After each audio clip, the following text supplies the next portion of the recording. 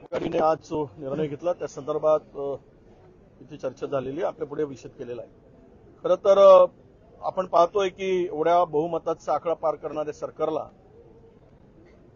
आपल्या राज्यामध्ये जे वातावरण आपल्याला दिसायला पाहिजे, जो उत्साह, जो सणासारखा दिसायला पाहिजे, अजिबात कुठेच दिसत नाही। महाराष्ट्रामध्ये शोककळा पसरल्यासारखं वातावरण आहे। म्हणजे हा मॅन्डेट कोणी दिला?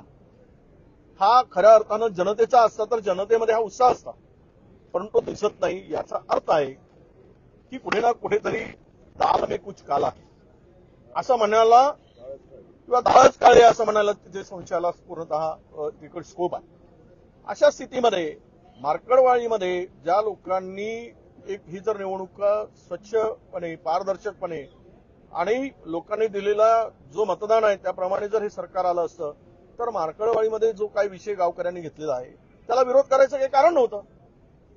पण त्याला विरोध करायचं म्हणजे की आपलं पितळ उघड पडू नये, कदाचित हा संशय यामधून निर्माण होऊ शकतो। आणि हे सगळं आपण बघत असताना तिथे जो काही प्रकार सुरू आहे, धरपकड सुरू आहे, लाठीमार झालेला आहे, लोकांना मापकोलमधून परावृत्त करायचं काम सुरू झालेलं आहे।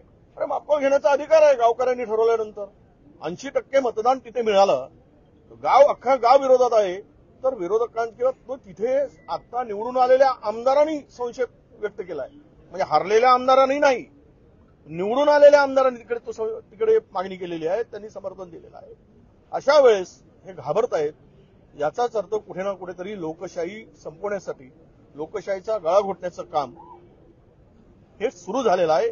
म्हणून आज आम्ही सर्व आणि निवडणूक आयोगाने सुद्धा यामध्ये खरं तर पारदर्शकता ठेवली नाही, या संदर्भात अनेकांचा संशय आहे। या सगळ्यांच्या संदर्भात आज आम्ही महाविकास आजच्या दिवस शपथ घेणार नाही। मार्कडवाडीच्या गावकऱ्यांनी घेतलेल्या निर्णयाला पाठिंबा आणि हे जे काही पाऊल सरकारने उचलले त्याला निषेध यासाठी आज आम्ही बहिष्कार घालण्याचा निर्णय घेतला। किंवा आम्ही आज बहिष्कारही घालू आणि शपथ घेणार नाही असा निर्णय महाविकास आघाडीने घेतलेला आहे।